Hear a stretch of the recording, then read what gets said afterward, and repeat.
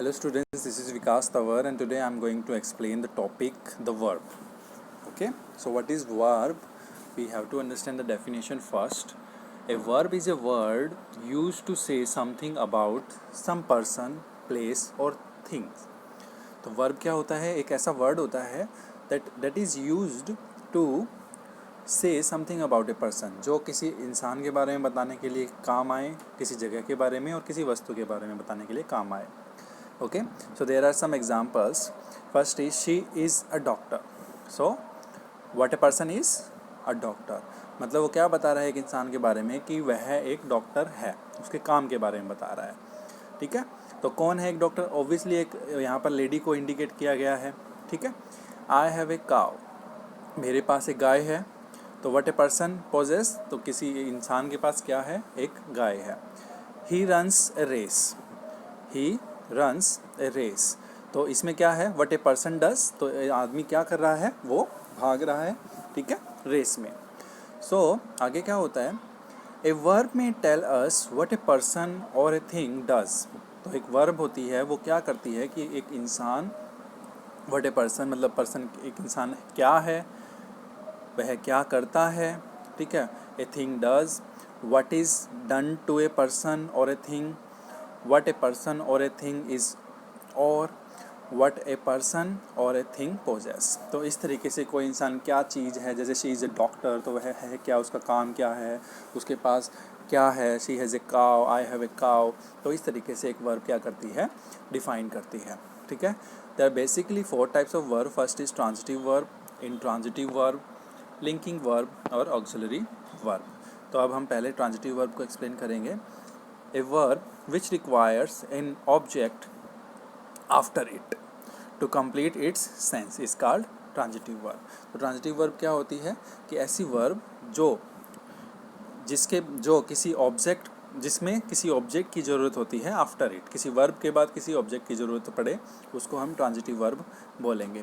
For example, Radha open the door. तो यहाँ पर Radha is a subject, open हो गया इसकी वर्ब और the door is the object. तो वर्ब के बाद क्या आ गया? ऑब्जेक्ट आ गया है, तो that means it is a transitive verb. Second example भी, Sonu plays cricket, Sonu cricket खेलता है. ओके, तो second is interrogative intransitive verb. तो it a verb which does not require an object to complete it sense. ठीक है, जिसको object की ज़रूरत नहीं होती इसकी सेंस को कंप्लीट करने के लिए. So example is the child weeps, बच्चा रोता है. यहाँ पे the child is subject and weep is इसका वर्ब हो गया. The bell is ringing. Okay, तो इस तरीके से हम इस चीज़ को एक्सप्लेन कर सकते हैं ट्रांजिटिव और इंट्रांजिटिव को. Next is linking verb. The verb which takes a complement to complete its sense is called linking verb. ऐसी verb which takes a complement to complete its sense is called linking verb. For example, जैसे राजन is a doctor और Rajni was a kind lady. तो अब किसके बारे में बता रहा है? राजन के बारे में बता रहा है. राजन इज़ ए डॉक्टर. ठीक है, उसको कॉम्प्लीमेंट दे दिया. क्या है कॉम्प्लीमेंट की? वो एक डॉक्टर है. ठीक है, तो राजन इज़ ए डॉक्टर. तो यहाँ पर एक ये सेंटेंस में क्या यूज़ हो रहा है? लिंकिंग वर्ब यूज़ हो रहा है. ठीक है, so basically we can say here is the verb. Okay, here is and was are linking verb. मैंने नीचे भी एक्सप्लेन कर रखा है, ये आपको बता रखा है यहाँ पे. ठीक है, तो इज़ और वाज यहाँ पे क्या है? इसकी लिंकिंग वर्ब है. Fourth is auxiliary verb. क्या होता है? It helps the main verb to make a tense. ये क्या करती है? मेन वर्ब को हेल्प करती है ताकि उसका पूरा कंप्लीट टेंस बन सके. जैसे he is writing a letter, Renu was sleeping at night.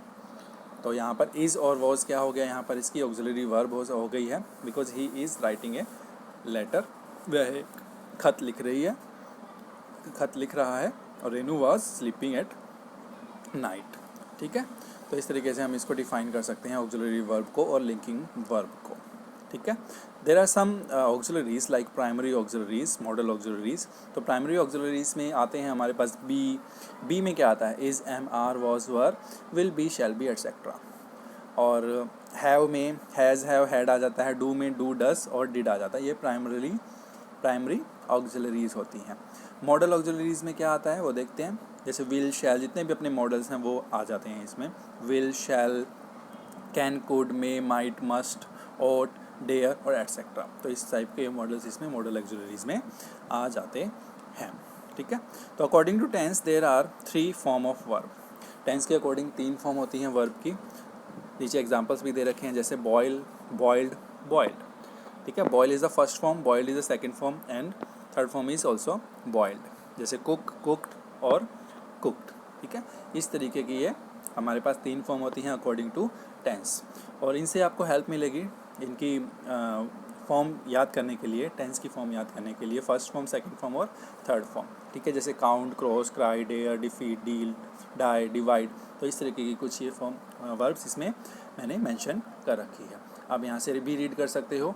ठीक है, या फिर अपना कोई मटेरियल आपके पास है वहाँ से भी आप रीड कर सकते हो। ठीक है, तो इस टाइप की कुछ वर्ब्स हैं, कुछ स्ट्रॉन्ग वर्ब्स भी होती हैं, जैसे अराइज, अराइज, अरोज, अराइजन। ठीक है, awake, awoke, awoken, bear, bore, borne. ठीक है, तो इस तरीके से ये वर्ब हम आइडेंटिफाई कर सकते हैं। ओके, अब अगर आप एक्सरसाइज में देखें, यहाँ पर पूछा गया है कि इनमें से सेंटेंस में से वर्ब को अंडरलाइन करना है। जैसे Mohan is an honest boy. ठीक है, तो यहाँ पर हम वर्ब को अंडरलाइन कर सकते हैं। तो यहाँ पर इज़ एक लिंकिंग वर्ब है, ऑक्सिलरी वर्ब है, तो उसको अंडरलाइन कर दो। He worked in his field, तो यहाँ पर जो वर्क है वो एक वर्ब है। ठीक है, तो इस तरीके से हम इसकी एक्सरसाइज भी कवर अप कर सकते हैं। ठीक है, तो ये सारा बेसिकली हमारा वर्ब का टॉपिक था, आप इसको पढ़ सकते हैं। Thank you so much students.